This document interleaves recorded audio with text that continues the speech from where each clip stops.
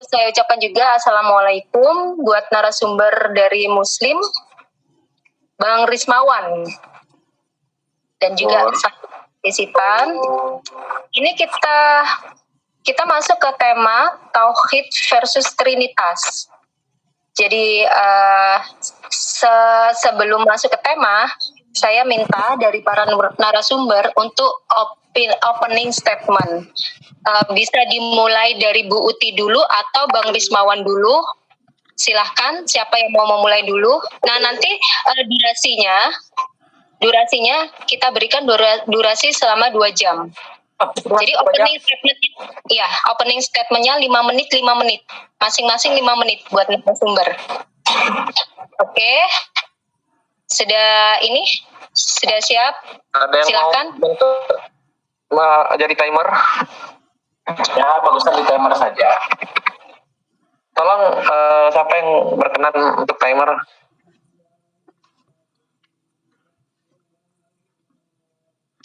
Saya sih bisa nonton dulu ya.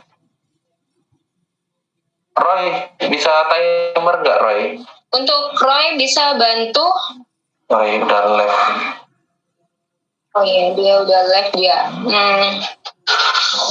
Mbak Galilea bisa bantu?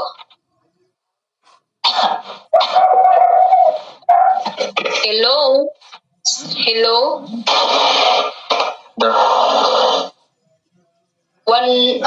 Maaf. Ini pakai timer yang di ini aja deh. Yang bisa dilihat ini aja di. Maaf saya ini nggak tahu cara. Udah. Oke, mulai ya. Oke, buat narasumber silahkan dimulai. Saya dulu ya. Ya, Pak ini aja dulu, Pak Wan, saya aja dulu. Assalamualaikum warahmatullahi wabarakatuh. Waalaikumsalam.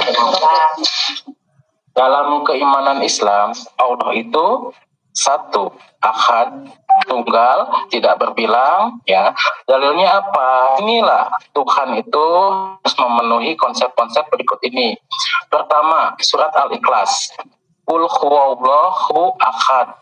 Katakanlah Allah itu Esa. Jadi Esa di sini tunggal, tidak berbilang, ya. Itu namanya Tuhan.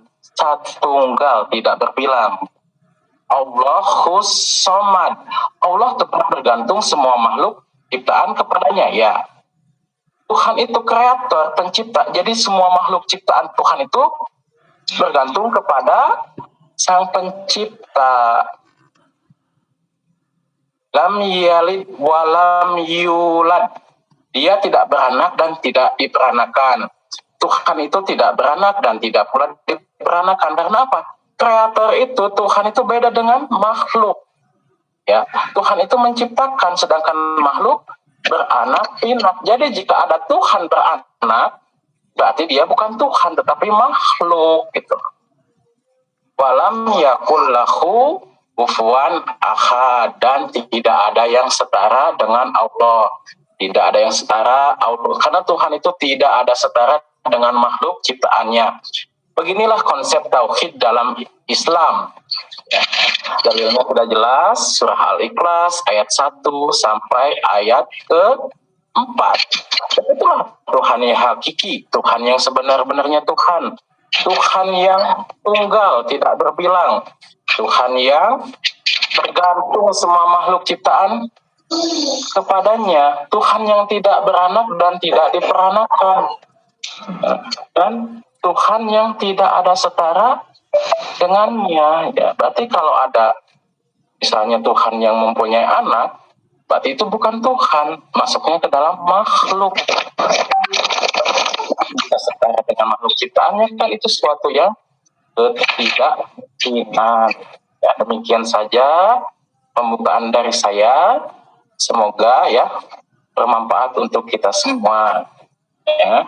Jadi surat Al-Ikhlas ini cukup ya membuktikan bahwa Allah itu Tuhan yang hak, Tuhan yang sebenar-benarnya Tuhan. begitu opening statement dari saya. Ya, wabillahi taufiq wal hidayah. Wassalamualaikum warahmatullahi wabarakatuh. Ya, saya lanjutkan kepada moderator opening statement ke pihak UTI ya.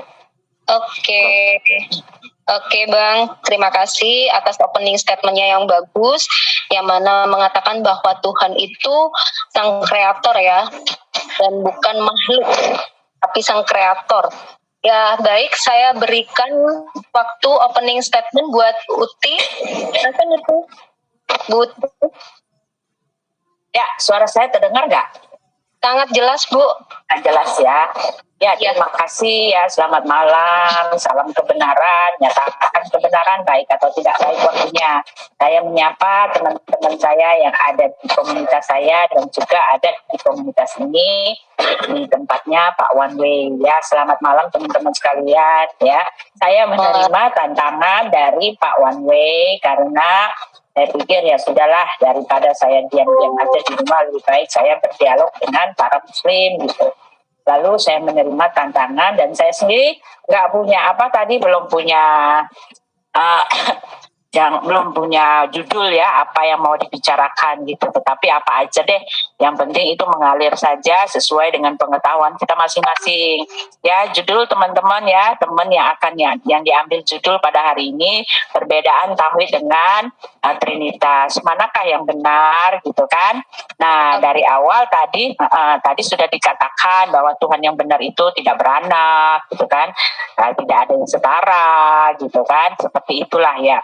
Sepertinya sih mengarah untuk menunjukkan bahwa Tuhan tidak beranak, itu mengarah kepada kekristenan dan ketritunggalan gitu. Tetapi yang mau saya kasih tahukan di sini, ya boleh-boleh saja mengatakan Tuhan itu tauhid gitu kan. Boleh-boleh saja mengatakan bahwa orang Kristen itu menyembah manusia gitu kan. Boleh-boleh saja, tetapi kan pada saat ini zaman era keterbukaan begini, di pada akhir zaman ini kan sudah dicatat di Alkitab bahwa ilmu pengetahuan makin bertambah.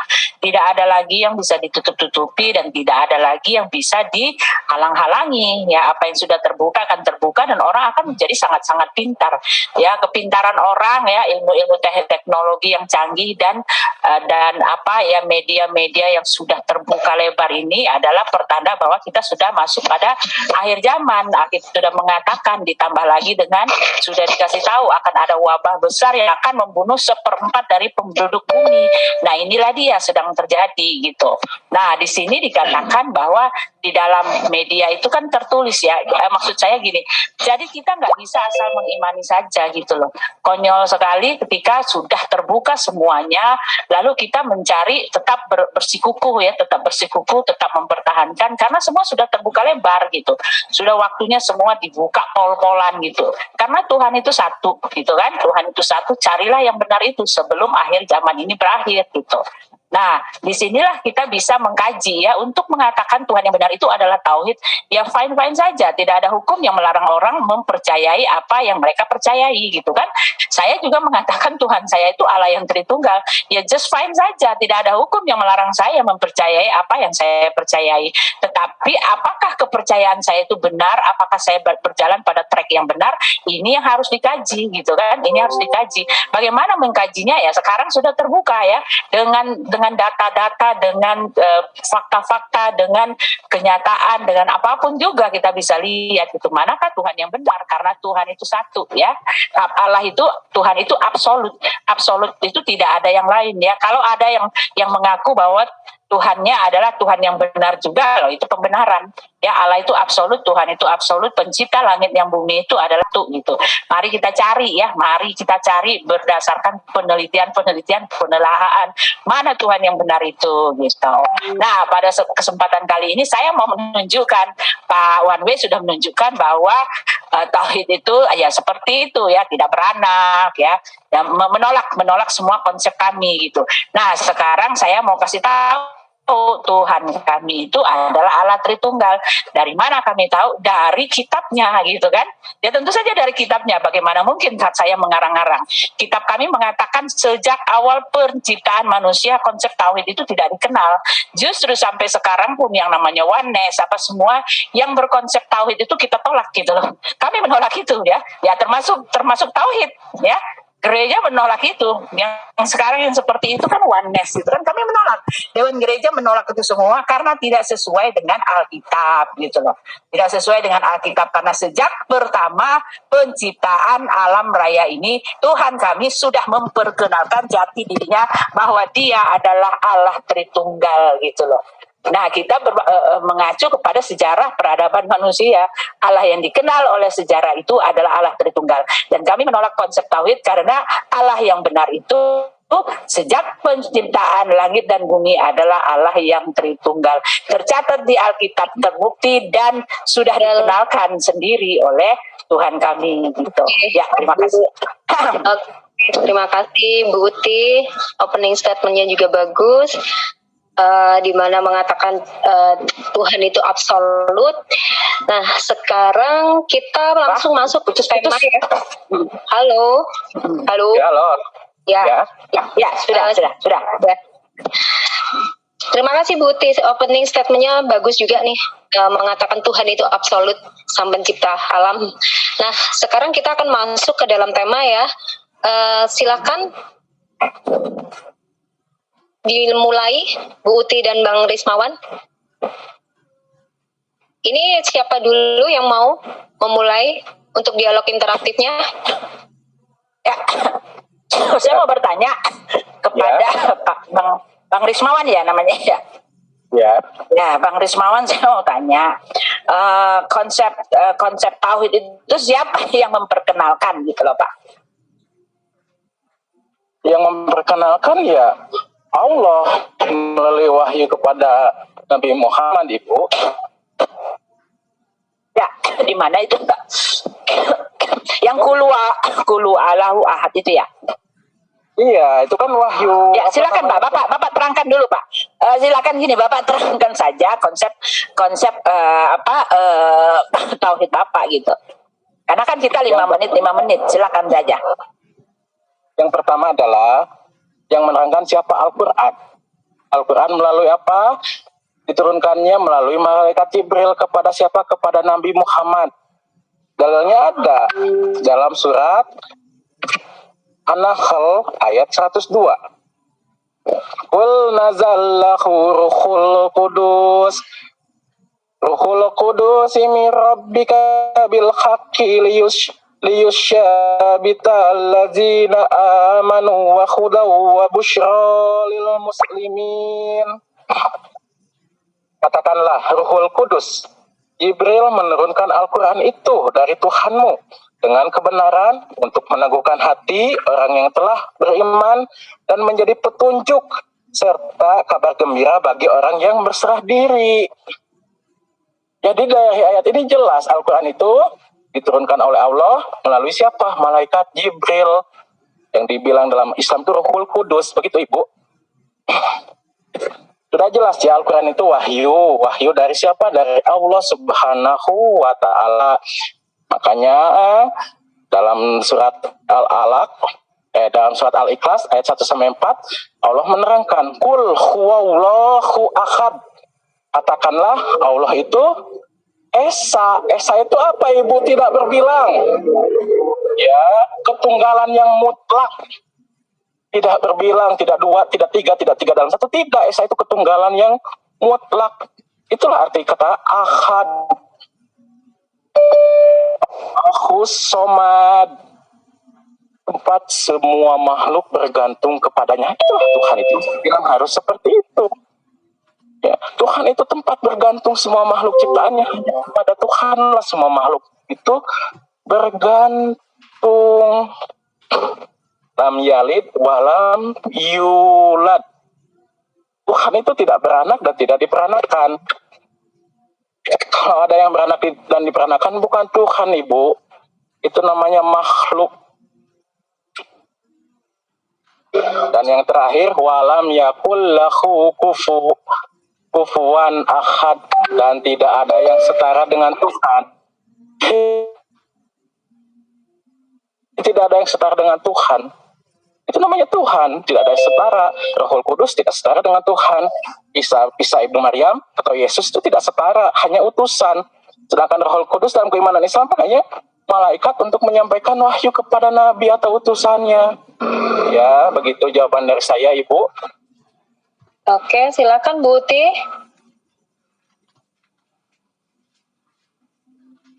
Bu Uti. Iya, terima kasih tadi saya mute ya. Jadi begini Pak ya, jadi begini ya. Cara Muslim memandang Kristen itu berdasarkan apa yang Muslim lihat gitu loh. Begitu ya. Jadi berdasarkan perspektifnya Muslim gitu. Karena Muslim mengatakan bahwa Tuhannya itu satu ya, tidak seperti Tuhan orang Kristen, Tuhan yang beranak, Tuhan yang seperti makhluk gitu. Nah ini jadi istilahnya seperti ini. Jadi istilahnya bahwa tauhid itu adalah konsep yang dibuat untuk menentang kekristenan itu, menentang trinitas itu, konsep trinitas. Tetapi kan saya tadi sudah bilang, mari kita telaah dengan hati terbuka, mari kita telaah dengan sungguh-sungguh ya. Dari mana asal konsep tauhid ini gitu loh. Ya, kalau kita mau lihat sejarahnya, Nabi Muhammad mendapatkan konsep tentang tentang tauhid ini, dia sebetulnya juga ini bukan barang baru gitu. Kalau kita melihat sejarahnya bahwa konsep ini sudah ada ya. Waktu itu ada bangsa yang namanya Sabin ya, bangsa Sabin itu mereka mengenal konsep yang seperti ini. Bahkan ritual-ritual yang dilakukan oleh Muslim sekarang ini sama persis dengan apa yang dilakukan oleh Sabin itu ya, Sabeanisme gitu ya. Itu adalah bangsa Arab purba yang menerapkan konsep tentang ketauhidan. Bahkan mereka berpuasa 30 hari dalam setahun, mereka mempersembahkan korban-korban, dan yang bedanya cuma satu ya, bangsa Sabin ini mereka sholat bukan 5 kali tetapi 7 kali ya. Selain mereka menyembah katanya Tuhan yang monoteis itu, mereka juga mereka percaya pada bulan gitu loh, kepada bulan. Nah ini sudah ada gitu loh ya. Jadi ketika Nabi Muhammad mengatakan bahwa dia memberikan penyempurnaan dan dia membawa ajaran yang baru, bagaimana barunya? Sedangkan sebelum itu sudah ada yang seperti ini. Nah, yang seperti ini pun sebenarnya juga adalah ajaran purba gitu loh. Ya, ajaran purba yang monoteis gitu loh. Nah, satu lagi ya, kalau kita lihat sejarahnya, Nabi Muhammad mengajarkan konsep seperti ini hanya karena waktu itu kan dia ada yang namanya Warakah bin Nawfal itu. Warakah bin Nawfal ini dikatakan bahwa dia adalah seorang Kristen yang menulis kitab Injil, maksudnya gitu kan, menulis kitab Injil. Dan kalau ditelusuri, Warakah bin Nawfal dia ini adalah penganut yang namanya penganut Nestorian. Dari sinilah kalau kita telusuri ya, kepercayaan atau pengajaran dari Nabi Muhammad mengajarkan konsep tauhid itu dari Warakah bin Nawfal. Karena jelas Warakah bin Nawfal ini adalah pengajar dari Nabi Muhammad, karena dia mengetahui semua tentang Alkitab itu dari Warakah bin Nawfal. Tetapi maaf ya, Warakah bin Nawfal ini dia adalah penganut ajaran Nestorian yang kami bilang sebagai bidat, ya kan? Itu adalah bidat. Lalu dia ajaran Nestorius dan pengikut-pengikutnya yaitu sekte Kristen yang berimigrasi ke negara Arab 140 tahun sebelum Muhammad lahir. Nah, gitu ya, itu latar belakangnya. Ya, latar belakangnya. Jadi yang diajarkan oleh Warakah bin Nawfal ini. Halo? Ya. Tapi saya mantap. Ya. Aja tenang. Ya, sebentar. Saya belum selesai ya. Kalau udah selesai 5 menit. Maaf ya, partisipan tolong di dulu. Ini waktunya narasumber. Jadi narasumber biarkan sampai menyelesaikan dialog interaktifnya. Nanti ada waktu buat partisipan. Mohon tertib ya. Lanjut Bu. Ya, jadi Warakah bin Naufal ini sepertinya dia sangat-sangat mempengaruhi pola pikir atau pengajaran yang ditetapkan oleh Muhammad ya. Jadi intinya adalah bahwa sebelum ada yang namanya ajaran tauhid yang dikatakan oleh Nabi Muhammad bahwa dia pembaharu, dia menyempurnakan dan dia membawa ajaran baru, ya tidak. Karena sebelum ini sudah ada ajaran yang seperti itu dan sama seperti ajaran yang dibawa oleh Warakah bin Naufal ini, dan kami orang Kristen menolak itu ya, kami menolak itu dan itu dianggap seperti bidat gitu. Bidat itu artinya ajaran sesat gitu seperti itu ya. Karena apa? Karena konsep pertama yang kami tahu adalah sejak penciptaan manusia sudah diperkenalkan kepada kami di dalam kitab Perjanjian Lama, yaitu di dalam kitab Kejadian, bahwa Allah yang benar itu adalah Allah yang Tritunggal. Oleh sebab itu kami menyebut Allah itu Elohim, karena itu saja bentuknya plural. Ya, Elohim itu plural, bukan satu yang tunggal, tetapi itu plural yang merujuk kepada satu nama yang kami sebut di dalam Alkitab tulisannya Tuhan. Ya, jadi dia merujuk kepada satu nama penguasa pencipta langit dan bumi, yaitu YHWH. Nah itu dia, itu konsep kami dari mula-mula gitu loh. Ya, silakan. Oke. Konsep dari secara perspektif Trinitas ya Ibu, mengenai Tuhan tadi ya. Ini silakan Bang Rismawan. Kalau saya bisa begini ya Bu ya, kalau Ibu bilang Warakah binti Naufal itu yang mengajarkan Al-Quran kepada Nabi Muhammad, salah. Kan sudah saya bilang tadi, surah An-Nahl ayat 102 dalilnya katakan. Yang kedua, Al-Quran ini berisi tentang sains. Ya, dari mana Warakah bin Naufal tahu 1400 tahun yang lalu bahwa di dalam Al-Quran ini terdapat sains, selain sains, Al-Quran ini mengandung juga ilmu teologi, ilmu antara hubungan manusia dengan manusia, ilmu antara hubungan manusia dengan alam, semuanya lengkap dalam Al-Quran. Saya kasih contoh ya Bu ya, surah ke-27 An-Naml ayat ke-88. Dan engkau akan mengira gunung-gunung itu diam. Padahal gunung-gunung itu berjalan sama seperti awan yang berjalan. Ini ayat tentang rotasi bumi.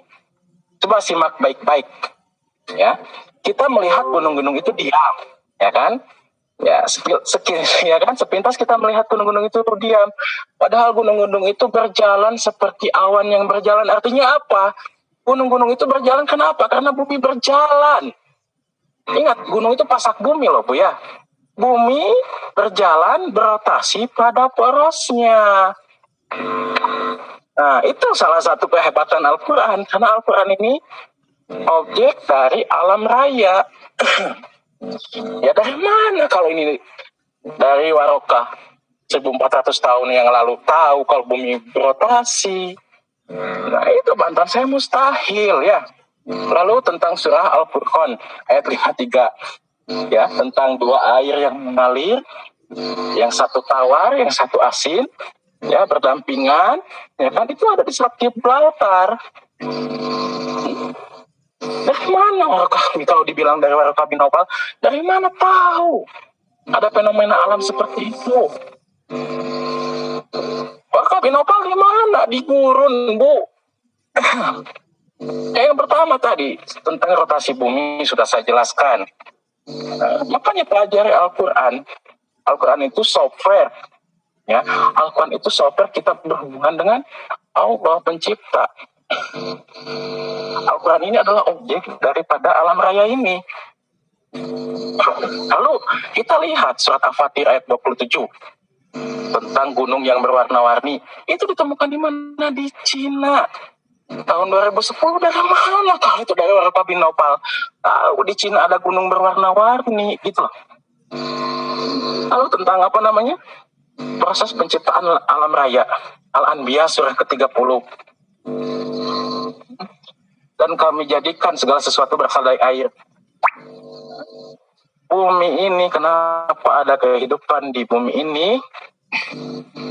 Karena di bumi ini satu-satunya planet yang mengandung air yang cukup. Sebagai syarat satu-satunya untuk adanya kehidupan. Makanya kalau saya dibilang Al-Quran ini dibuat oleh barokah, saya cuma senyum-senyum aja, Bu. Karena Al-Quran ini lain, saya bilangnya lengkap dalam Al-Quran itu, Bu. Ilmu sains ada, ilmu teologi ada, hubungan manusia dengan Tuhan, hubungan manusia dengan manusia, hubungan manusia dengan alam, lengkap. Ya, jadi sekali lagi suatu kemustahilan kalau Al-Quran itu dibuat oleh Warokah bin Naufal. Demikian tanda saya, Bu ya. Yuk, saya serahkan kepada moderator. Oke, baik. Jadi apa yang dari Bang Rizmawan tadi secara bantahan yaitu menampilkan dari beberapa surah yang ada di Al-Quran, yaitu yang mana Al-Quran menjelaskan secara sains. Kalaupun dibuat oleh seseorang, nggak mungkin kan, karena sudah banyak dijelaskan dari beberapa surah. Ada 4 surah tadi ya yang disampaikan oleh Bang Rizmawan. Itu pun secara sains, dan kalaupun dikatakan dibuat manusia yang zaman dulu, nggak mungkin tahu kalau ada seperti ini. Nah, sekarang silakan, saya persilakan dari Bu Uti. Silakan, Bu. Ya, terima kasih. Jadi Pak Wanwe tidak menjawab pertanyaan saya, tidak menjawab sanggahan ya, pernyataan saya secara esensi gitu kan. Saya bicara mengatakan bahwa Pak Waraka itu mengajarkan konsep tauhid itu kepada Muhammad. Lalu saya juga mengatakan bahwa konsep tentang monoteis itu, Tuhan yang monoteis seperti itu bukanlah hal yang baru, karena sebelumnya justru bahkan ritual-ritualnya sama persis dengan yang dimiliki oleh waktu itu agama sebelum Muhammad mendirikan Islam gitu. Yang saya bilang agama Sabin itu boleh dicek, boleh di cross check ya, mereka punya latar belakang dan mereka punya ritual sama persis dengan apa yang telah diajarkan oleh Nabi Muhammad gitu loh. Jadi yang saya mau lihat di sini adalah bahwa ajaran tauhid itu adalah didapat dari pengajaran manusia gitu ya, pengajaran manusia, dan dilihat oleh Nabi Muhammad. Nah, sekarang saya mau tanya gitu kan. Tadi katanya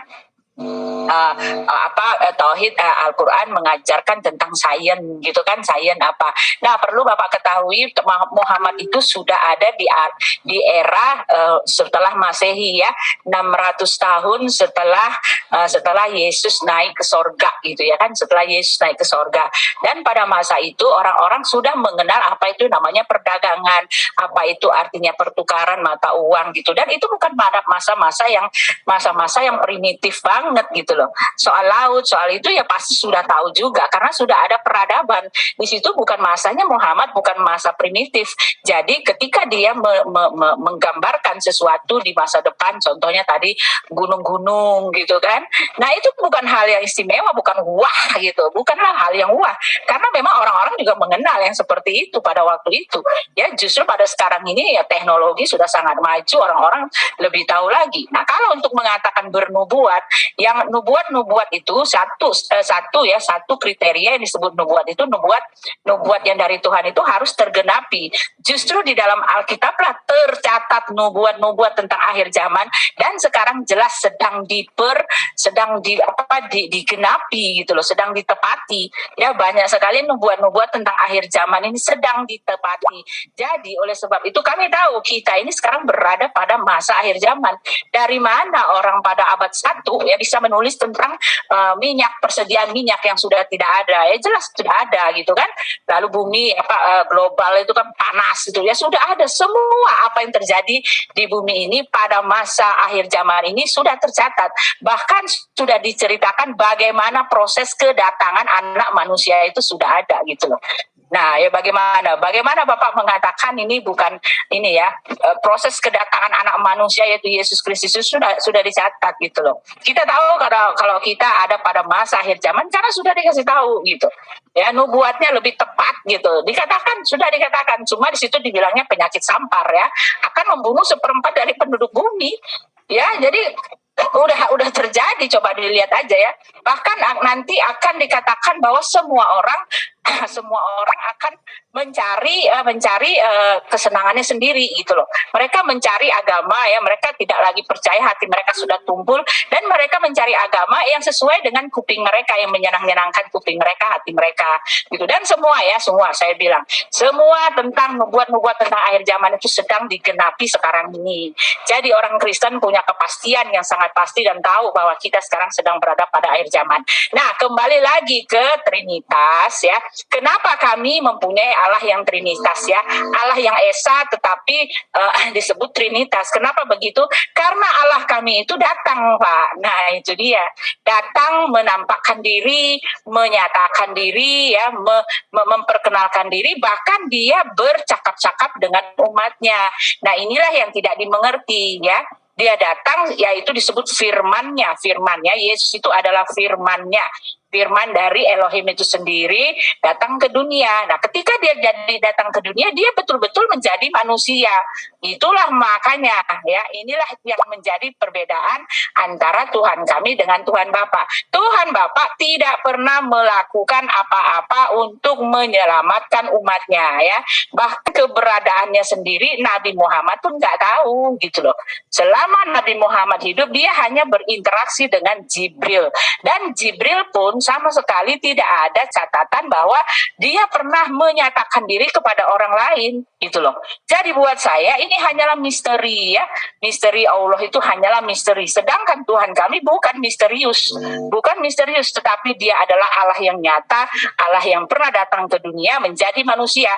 Ketika dia menjadi manusia, kami menyebutnya anak Allah. Nah, kan kami menyebutnya anak Allah. Nah, Allah Subhanahu wa Ta'ala atau Muhammad mengatakan bahwa tauhid itu Tuhan tidak beranak. Nah, ini dia masalahnya ya. Mengatakan bahwa Tuhan kami itu beranak dalam hal anak biologis gitu kan. Yang diketahui oleh Allah bahwa Tuhan beranak itu anak dalam hal biologis. Sedangkan di dalam kitab kami yang disebut anak Allah itu artinya kan telah ditulis itu firman yang menjadi manusia gitu kan. Ya, Allah itu roh ya, sedangkan Allah Subhanahu wa Ta'ala itu zat. Ya, Allah kami menyebut dirinya aku, gitu kan? Nah, Allah yang roh itu dia firman-Nya itu telah datang ke dalam dunia. Ya, inilah dia masalahnya. Tuhan kami datang menampakkan diri, itulah disertakan bahwa Allah kami itu Tritunggal. Karena apa? Karena dia bekerja, dia berkarya, dia datang menyatakan diri. Dia menjadi yang namanya anak Allah. Tetapi itu dulu, sekarang dia sudah kembali ke sorga, bertahta di tempatnya yang kudus, gitu loh Pak. Ya, silakan. Oke, jadi dari Bu Utit tadi, kalau disimpulkan mengatakan Tuhan itu adalah Allah. Yesus yang anak Allah. Yesus bukan Tuhan. Oh, Yesus yang anak Allah. Oh. Kalau Tuhannya? Kalau Tuhannya ya Allah Bapa. Bukan ya? Oh, Allah Bapa. Oke, itu dari ada Allah Bapa, ada secara anak Allah gitu kan, ada Roh Kudus, Allah Roh Kudus. Itulah makanya disebut Allah Tritunggal. Ya, silakan. Itu konsep ketuhanan dari Bu Uti ya, secara perspektifnya Trinitas. Oke, silakan Bang Rismawan. Kalau saya bilang gini ya, itu pertama tadi menyanggah bahwa anggapan bahwa Quran itu berasal dari Waraka bin Nopal ya. Itu kalau mungkin itu berasal dari Waraka bin Nopal, dari mana tahu ya tentang ilmu pengetahuan dalam Al-Quran. Ingat ya, emang kitab suci bukan berbicara tentang ilmu pengetahuan, bukan. Kitab suci itu berbicara tentang ketuhanan. Ya, kalau kitab-kitab terdahulu kan begitu, berbicara tentang ketuhanan, tapi Al-Quran ini kan penyempurna kitab-kitab sebelumnya. Ya makanya isinya lengkap, saya bilang kan. Ya karena manusia itu mukjizat Al-Quran di mana? Apa itu mukjizat Al-Quran? Kandungannya ini, alam raya ini objeknya dari Al-Quran, itulah mukjizat. Dari mana saya bilang Waraka bin Nopal tahu zaman dulu bahwa bumi berotasi? Sudah saya bilang ayatnya berdasarkan surat An-Naml ayat 88. Kita melihat gunung itu diam, padahal gunung itu berjalan karena bumi berjalan berotasi pada porosnya. Sangat banyak kalau saya jabarkannya, ilmu pengetahuan dalam Al-Quran ini sangat banyak. Ya, mustahil kalau itu ciptaan dibuat oleh Waraka bin Nopal, yang pertama. Yang kedua, mengenai sains. Alkitab malah menggambarkan seolah-olah bumi itu datar. tidak berotasi. Kenapa? Contohnya apa? Galileo.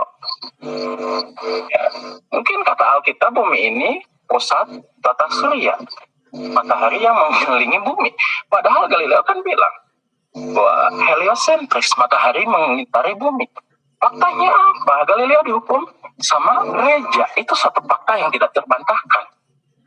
Ya, makanya jangan biarkan Al-Quran dengan kitab sebelumnya, karena Al-Quran ini adalah lautan ilmu. Niscaya tinta di lautan, niscaya lautan itu tinta. Tidak akan cukup menuliskan ilmu-ilmu yang terkandung di dalamnya. Lalu saya ingin meluruskan yang kedua. Nabi Muhammad ini adalah penerus risalah kenabian. Ya, karena Bu Uti tidak memakai dalil, jadi saya juga bermain secara teologi. Ya, dari tadi Bu Uti tidak menyampaikan dalil-dalil yang saya minta. Nabi Muhammad ini adalah penerus risalah kenabian sebagai khataman nabi dari nabi-nabi sebelumnya. Dulu bangsa Arab itu monoteisme, mengikuti milah-milah Ibrahim. Buktinya apa? Ada Imam Ibrahim di Ka'bah, sampai sekarang ada tuh bekas kaki Nabi Ibrahim di dalam Ka'bah itu. Jadi ritual haji itu sebetulnya milah Ibrahim, karena dulu Nabi Ibrahim mengajarkan tauhid kepada bangsa Arab. Buktinya apa? Ada makom Ibrahim di Ka'bah. Nah, yang membelokkan bangsa Arab ini ke zaman jahiliyah siapa? Yaitu Amr bin Qusay. Fakta bahwa bangsa Arab itu keturunan Ismail, anak pertama Abraham. Amr bin Qusay membelokkan bangsa Arab ini dari ibadah kepada Allah yang esa dengan cara membuat patung-patung. Jadi setiap kabilah itu mempunyai patung-patung tersendiri. Nah, patung-patung ini diletakkan di Ka'bah. Makanya sebelum Nabi Muhammad lahir, zaman itu disebut zaman kebodohan. Ya, kenapa?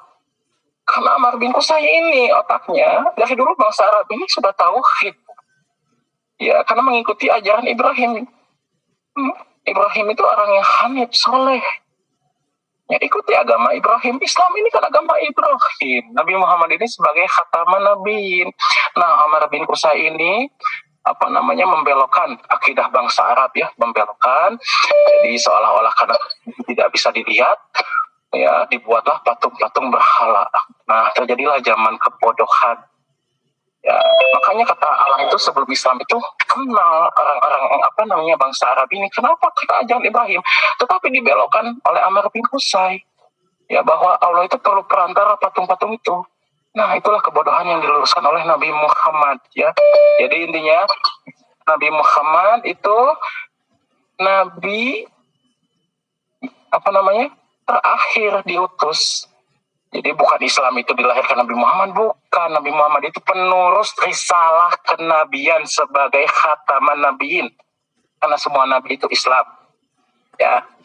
Jadi begitu. Nah, kenapa Tuhan itu memang tidak mungkin terjebak dalam ruang dan waktu, kata. Ya, kalau kita berpikir dengan sehat, mustahil Tuhan terjebak dalam ruang dan waktu. Dalam kitab di Gospel juga kan jelas Tuhan itu tidak terlihat. Mustahil itu Tuhan terjebak dalam ruang dan waktu. Sedangkan Isa binti Maryam terjebak dalam ruang dan waktu. Karena apa? Terlahir sebagai manusia, ya. Tuhan itu tidak mungkin bisa dilihat karena manusia ini punya keterbatasan. Tapi bagaimana kita merasakannya hadirnya Tuhan dari alam raya ini, ya. Itu bagi orang-orang yang berpikir, gitu loh. Beredarnya siang dan bergantinya siang dan malam, ya. Itu tanda-tanda kebesaran Tuhan bagi manusia-manusia yang berpikir. Makanya Ibu Putih, Islam ini agama yang tegas, agama bagi manusia-manusia yang berpikir, gitu loh. Mustahil Tuhan itu berbentuk manusia. Bagi saya pribadi mustahil, ya. Ya, sudah jelas, ya, Tuhan itu mustahil terjebak dalam diri manusia. Gitu loh. Sekian bantahan dari saya, ya. Silakan ke pertanyaan selanjutnya dari Bu Putih. Oke, sebentar Bang Desmawan. Ini tadi kami udah mencatat dari Bu Uti sudah melemparkan beberapa pertanyaan. Nah, sekarang kami berikan waktu buat Bang Desmawan untuk memberi pertanyaan kepada Bu Uti. Seperti itu. Oke, Bu Uti. Jadi silakan. Ya, silakan. Selamat malam, Bu Uti. Bu Uti, silakan speak up, Bu Uti. Ya, saya tadi mute ya. Silakan. Selamat malam. Ya, pertanyaannya. Dalam Ibrani 5, pasal 5 ayat 7, Yesus berdoa ya dengan tunduk, dengan menangis, memohon pertolongan Allah. Coba tolong dibuka ayatnya, tolong Ibrani. Kalau Alkitab bisa tidak terlalu ini. Ibrani pasal 5 ayat 7. Minta tolong moderator bukakan ayatnya karena saya tidak mau berdasarkan asumsi ya. Oke, sebentar ya Bang. Bang Yuda bisa bantu? Sebentar. Apa tadi ayatnya? Ibrani pasal 5. Oke, sebentar. Ibrani pasal 5. Dalam hidupnya sebagai manusia, ia telah ayat 7 berdoa dan permohonan dengan ratap dan tangis. Yesus itu berdoa dengan ratap dan tangis dan keluhan kepada Allah yang sanggup menyelamatkannya dari maut, dan karena kesalehannya ia telah dengarkan. Nah, apa itu? Berarti Yesus itu Muslim, Ibu. Kenapa dibilang Muslim? Karena Muslim itu orang yang berserah diri, yang berdoa, yang menggantungkan hidupnya, meminta keselamatan hanya kepada Allah. Bagaimana Ibu bisa bilang Yesus Tuhan, sedangkan Yesus saja berdoa, memohon dengan tangis dan keluh kesah kepada Allah? Ya, ini yang jadi ganjalan dari umat Islam gitu loh. Karena umat Islam ini, mohon maaf ya bukan pilihan ya, karena manusia ini punya akal dan pikiran.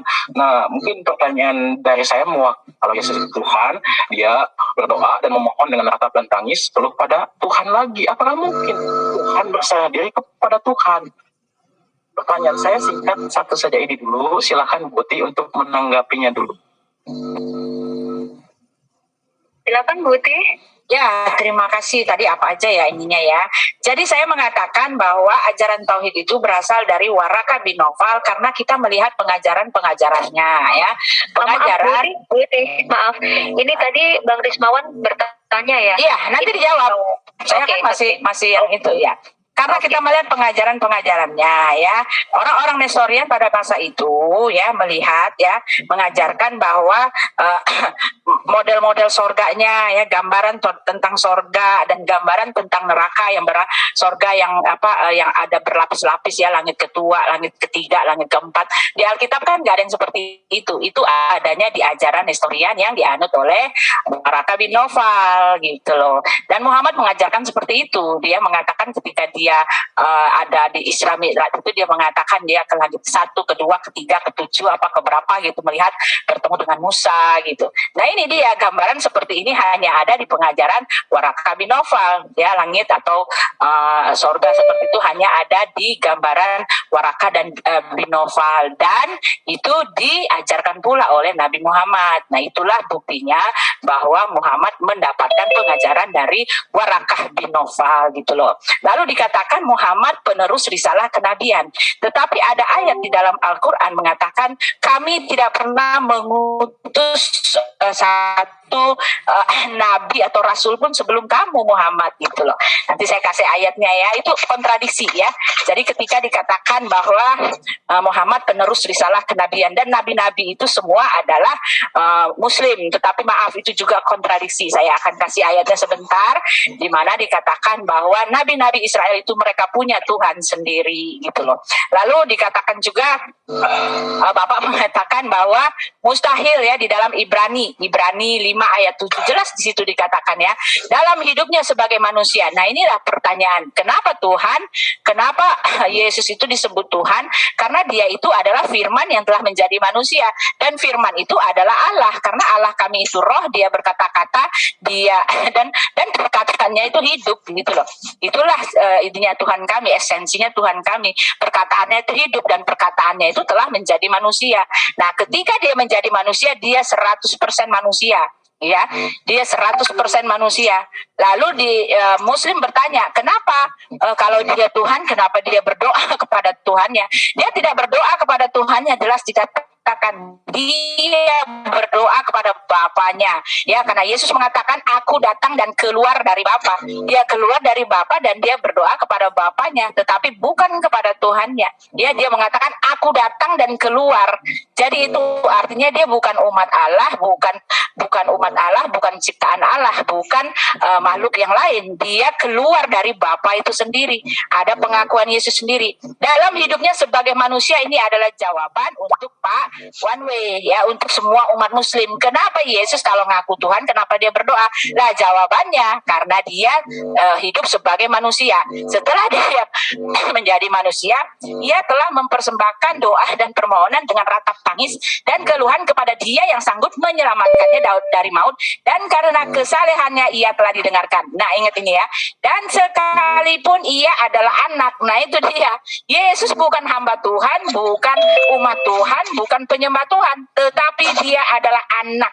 Anak di sini ya, anak di sini tidak sama dengan konsep dari Muslim ya. Muslim mengatakan anak di sini dalam hal biologis, tetapi di sini anak di sini artinya adalah firman yang telah menjadi manusia. Dan sekalipun ia adalah anak, ia telah belajar menjadi taat dari apa yang telah dideritanya, dan sesudah ia mencapai kesempurnaannya. Nah, ini kalimat yang penting ya. Ia menjadi pokok keselamatan yang abadi bagi semua orang yang taat kepadanya. Nah, itu dia. Ya, Yesus itu adalah pokok keselamatan. Di luar Yesus tidak ada keselamatan. Ya, karena Tuhan itu datang sendiri, menyatakan dirinya, menawarkan keselamatan buat kita. Di luar Yesus tidak ada. Dan ia dipanggil menjadi imam besar. Nah, itu dia. Ya, fungsi Yesus ketika dia datang menjadi manusia, dia menjadi imam besar ya. Dia bertindak sebagai imam. Imam itu fungsinya mendoakan, menjadi perantara antara hubungan manusia dengan Tuhannya. Itu loh, Pak. Nah, satu lagi sebelum masih ada berapa menit ya? Nih, saya mau itu ya. Nanti Buti, masih ya. ada. Nah, ini dia. Ya. Muslim mengira bahwa yang konsep anak itu sama seperti bapak yang punya anak gitu loh. Ya, itulah kesalahannya, ketidakmengertian gitu loh. Ya, sama sekali tidak mengerti konsep tentang bapak dengan anak ya. Di dalam Maryam 88, dan mereka berkata, Tuhan yang Maha Pemurah mengambil atau mempunyai anak gitu loh. Padahal kan kita Muslim sendiri mengatakan Yesus Isa itu lahir dari Roh Kudus ya. Sesungguhnya kamu mendatangkan suatu perkara yang sangat mungkar. Hampir-hampir langit pecah karena ucapan itu, dan bumi belah dan gunung-gunung runtuh karena mereka mendakwahkan Allah yang Maha Pemurah mempunyai anak. Nah, itu dia. Jadi konsep tentang anak Allah di Muslim itu sama seperti bapak dengan anak dalam hal hubungan biologis. Pertanyaan saya, bagaimana Tuhan ya Allah yang mengaku dia adalah Tuhannya orang Kristen juga, bagaimana dia nggak tahu tentang konsep ini gitu loh ya. Satu lagi, At-Taubah 9 ayat 30, orang-orang Yahudi berkata Uzair putra Allah, dan orang Nasrani berkata Al-Masih itu putra Allah. Demikianlah ucapan mereka dengan mulut mereka, meniru perkataan orang-orang kafir yang terdahulu dilaknati Allah lah mereka. Bagaimana mereka sampai berpaling. Nah, tetapi masalahnya yang disebut anak Allah di dalam Alkitab itu berbeda dengan konsep dari yang dimaksud anak Allah oleh Allah Subhanahu wa Ta'ala. Mazmur 86 ayat 5 dikatakan Bapa bagi anak yatim dan pelindung bagi itulah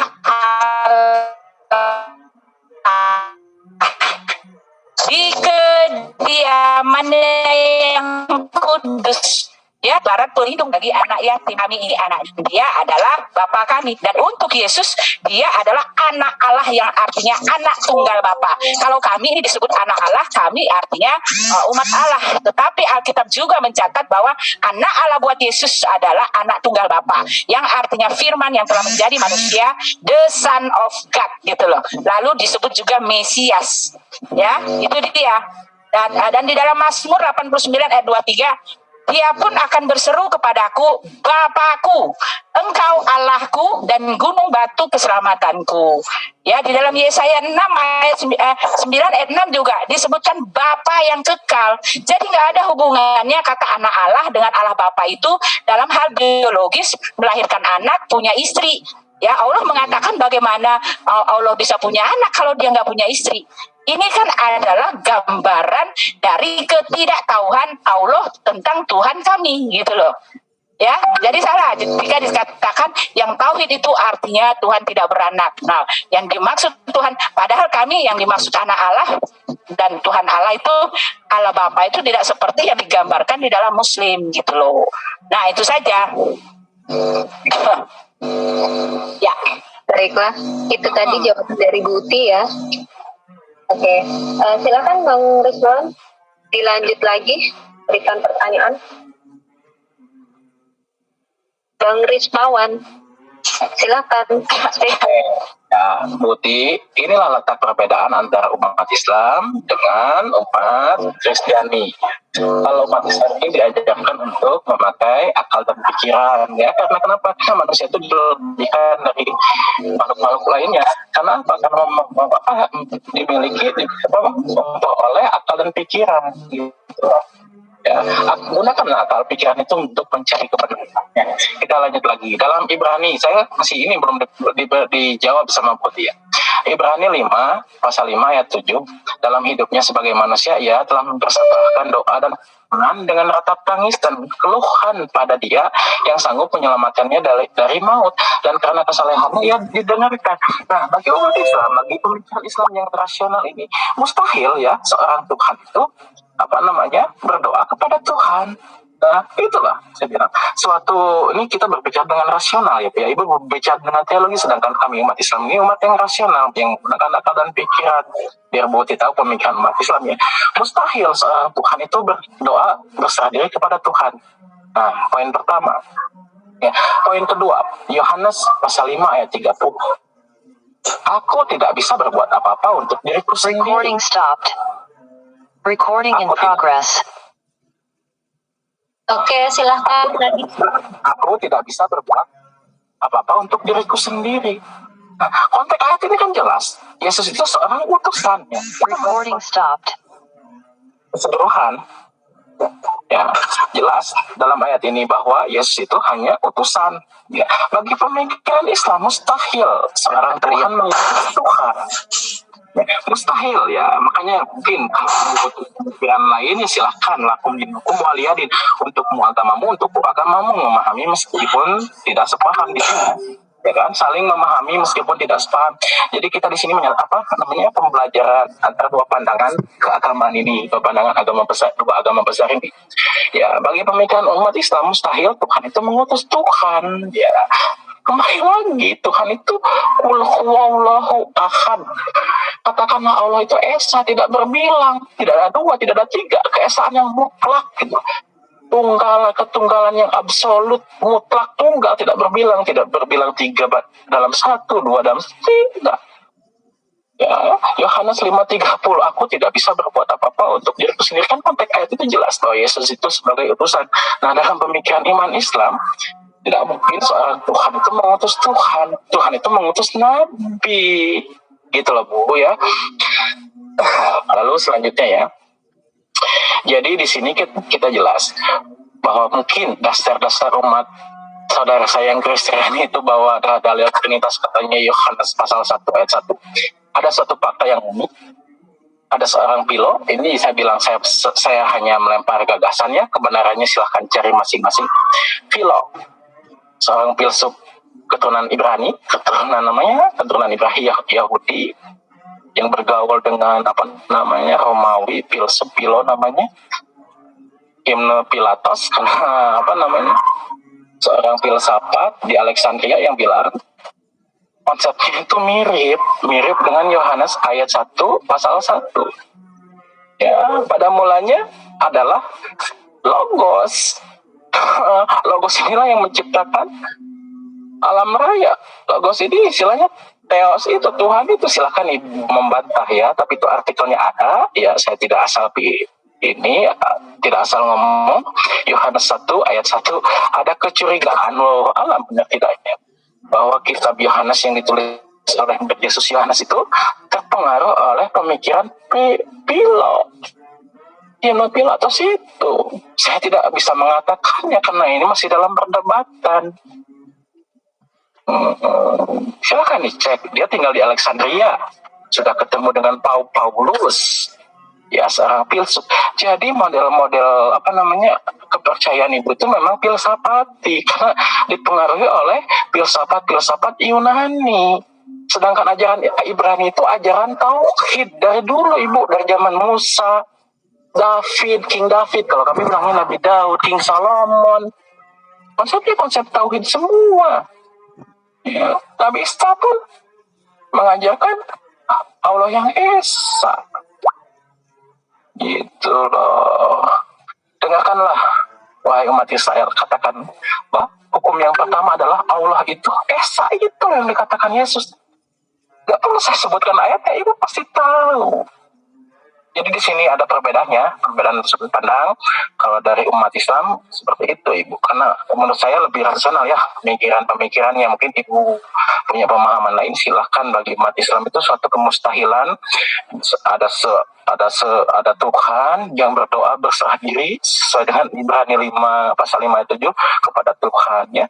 Ada Tuhan yang mengutus Tuhan sesuai dengan pasal Yohanes pasal 5 ayat 30, konteksnya kan jelas Yesus itu utusan begitu. 100% manusia 100% nabi itu konsep yang tidak masuk dalam iman saudara-saudara saya yang muslim. Ya, begitu ibu, karena ada satu ungkapan ya yang selalu diajarkan guru saya. Nur itu cahaya. Cahaya itu terang. Dan terang itu ilmu. Manusia yang beriman adalah manusia yang berilmu. Jadi belajar mencari ilmu sampai hayat di kandung badan. Demikian ibu, silakan.